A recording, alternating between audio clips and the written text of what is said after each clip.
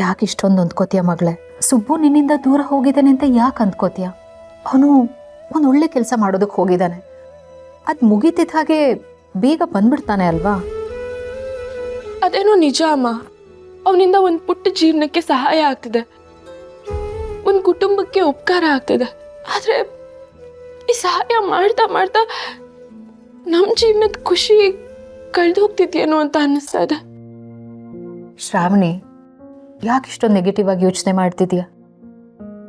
ಸುಬ್ಬು ಆಗಲಿ, ಸುಬ್ಬು ಮನೆಯವರಾಗ್ಲಿ ಯಾರಾದರೂ ಕಷ್ಟದಲ್ಲಿದ್ದಾಗ ಸಹಾಯ ಮಾಡೋದಿಕ್ಕೆ ಅಂತ ಯಾವಾಗಲೂ ಒಂದು ಹೆಜ್ಜೆ ಮುಂದೆನೇ ಇರ್ತಾರೆ.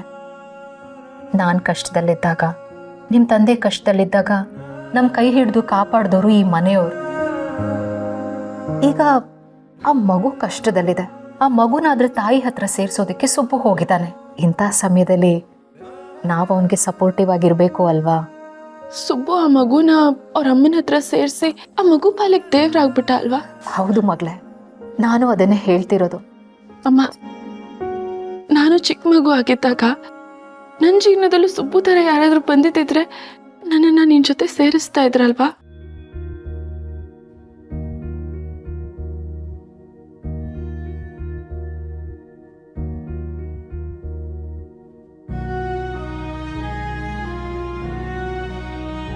ಹೌದು ಕಂದ, ಈ ವಿಷಯದಲ್ಲಿ ಆ ಮಗು ಮತ್ತೆ ತಾಯಿ ತುಂಬಾ ಅದೃಷ್ಟವಂತರು.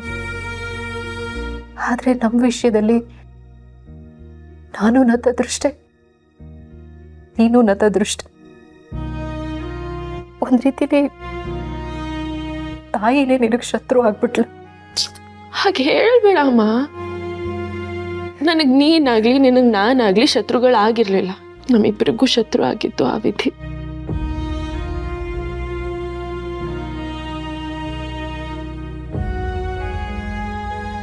ನೀನ್ ಮಗು ಆಗಿದ್ದಾಗ ಸುಬ್ಬು ನಿನಗೆ ಸಿಗ್ಲಿಲ್ಲ ನಿಜ, ಆದ್ರೆ ಅವನು ಈಗ ಸಿಕ್ಕಿದ್ದಕ್ಕೆ ತಾನೆ ನಾನು ನೀನು ಒಂದಾಗಿತ್ತು. ಅವನು ನಿನ್ನ ಜೀವನದಲ್ಲಿ ತಡವಾಗಿ ಬಂದರೂ ಅವನ ಕರ್ತವ್ಯನ ಅವನು ಮಾಡಿದ್ದಾನೆ. ನಾನು ನಿನ್ನನ್ನು ಮತ್ತೆ ಸೇರಿಸಿದ್ದಾನೆ. ನಿಜವಾಗ್ಲೂ ಸುಬ್ಬು ನಮ್ಮ ಪಾಲಿನ ದೇವರು. ಹೌದಮ್ಮ, ನನ್ನ ಸುಬ್ಬು ನಿಜವಾಗ್ಲೂ ನನ್ನ ಪಾಲಿನ ದೇವರು. ಅವನು ಯಾವಾಗಲೂ ನಗ್ತಾ ಇರ್ಬೇಕಮ್ಮ, ಎಲ್ಲ ಇದ್ರೂ ಸಂತೋಷವಾಗಿರ್ಬೇಕು.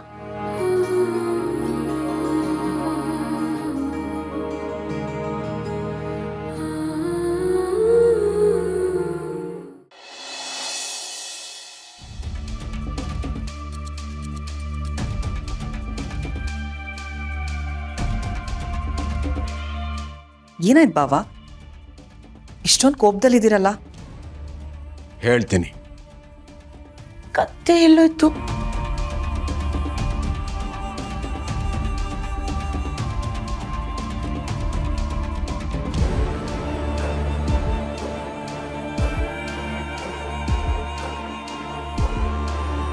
ಈ ಯಜಮಾನ ಹೆಣ್ಣು ಹೊನ್ನು ಮಣ್ಣು ಬೇಕಾದರೆ ಬಿಟ್ಬಿಡ್ತಾನೇನೋ, ಆದರೆ ಈ ಗನ್ನು ಅಂದರೆ ಬಾಚಿ ತಪ್ಕೋತಾನಲ್ಲಪ್ಪ.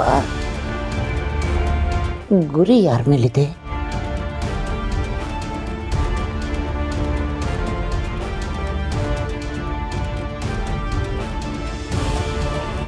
ಏನಾಯ್ತು ಬಾವಾ? ತಲೆವರ್ಕಿ ನಾನೇನೋ ತೋರಿಸಿದ್ದೀನಿ, ಈಗ ಅವ್ರಿಗೆಲ್ಲ ಗೊತ್ತಾಗತ್ತೆ. ಓ, ಹಾಗಾದ್ರೆ ಇವನ್ ಸಿಕ್ಕಾಕೊಂಡ. ನಾನು ಅನ್ಕೊಂಡ ಹಾಗೆ ಇವನ್ ದೀಪಕ್ಕಲ್ಲ. ಅಂದರೆ ಇಲ್ಲಿ ಮಿಕಾ ನಮ್ಮ ಕಾರ್ತಿಕೇಯನೇ? ನಮ್ಮ ಕಾರ್ತಿಕೇಯನ ವಿಷಯ ಏನಾದರೂ ಲೀಕ್ ಆಗ್ಬಿಡ್ತಾ? ಅವನಿಗೆ ಗುಂಡು ಹೊಡೆದ ತಕ್ಷಣ ನನಗೆ ಗುಂಡು ಹೊಡಿತಾರೆ. ಅವ್ರು ಗುಂಡು ಹೊಡಿಯೋಕ್ಕೂ ಮುಂಚೆ ನಾನು ನಿಂತರ ಓಡೋಗ್ಬಿಡ್ಬೇಕು. ಅಳಿ ಅಂದ್ರೆ ಫೋಟೋ ತೆಗೆದವ್ನು ಯಾರು ಅನ್ನೋದನ್ನ ನನಗೆ ಹೇಳಿ, ಅವನ್ನ ಹುಡುಕಿ ಇದೇ ಗನ್ನಿಂದ ಸುಟ್ಟು ಬಿಡ್ತೀನಿ.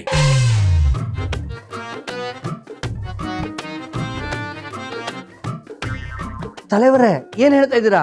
ಮತ್ತಿನ್ಯಾನೋ ಮತ್ತು ನೋಡೋ ಅವ್ರನ್ನ ಎಷ್ಟು ಮುದ್ದು ಮುದ್ದಾಗಿದ್ದಾರೆ, ಎಷ್ಟು ಲಕ್ಷಣವಾಗಿದ್ದಾರೆ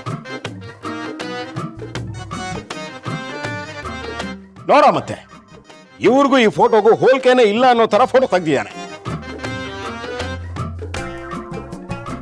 ಅದ್ ಸಾಲದು ಅಂತ ದೀಪಕ್ಕನ ಹೆಸರು ಕೂಡ ಸರಿಯಾಗಿ ಪ್ರಿಂಟ್ ಆಗಿಲ್ಲ. ಹಾಗಾದ್ರೆ ಭಾವನ್ ಕೈಲಿರೋದು ಆ ದೀಪಕ್ ID ಕಾರ್ಡಾ? ನಾನೇ ಕ್ರಿಮಿನಲ್ ಅನ್ಕೊಂಡಿದ್ರೆ ಇವನು ನನಗಿಂತ ದೊಡ್ಡ ಕ್ರಿಮಿನಲ್.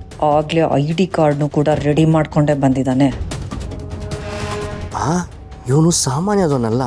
ID ಕಾರ್ಡ್ನೇ ಬದಲಾಯಿಸ್ತಾನೆ ಅಂದ್ರೆ ಇವನು ಕಿಲಾಡಿನೇ ಇರಬಹುದು. ಬರೀ ಕಿಲಾಡಿ ಅಲ್ಲ, ಜಗತ್ ಕಿಲಾಡಿ. ಮಾವ, ಇದಕ್ಕೆಲ್ಲ ಯಾಕೆ ಬೇಜಾರು ಮಾಡ್ಕೋತೀರಾ? ID ಕಾರ್ಡಲ್ಲಿ ಫೋಟೋ ಚೇಂಜ್ ಆಗ್ಬೋದು, ಫಿಂಗರ್ ಪ್ರಿಂಟು ಚೇಂಜ್ ಆಗ್ಬೋದು.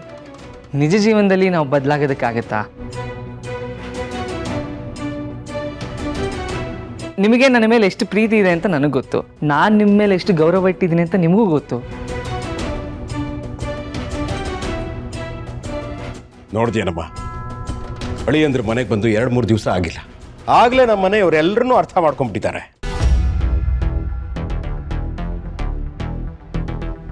ಅಂಥದ್ರಲ್ಲಿ ಅಳಿಯಂದ್ರಿಗೆ ಅಂಜಲಿ ಮನಸ್ಸು ಕೊಟ್ಟಿರೋದ್ರಲ್ಲಿ ಯಾವ ತಪ್ಪು ಇಲ್ಲ.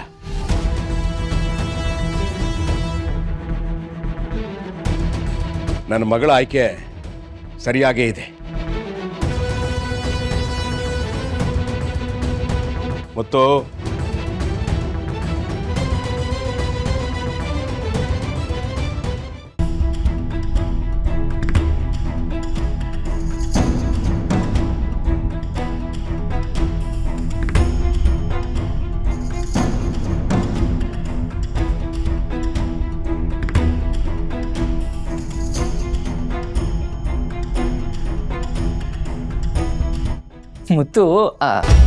ಮುತ್ತು ಸರ್,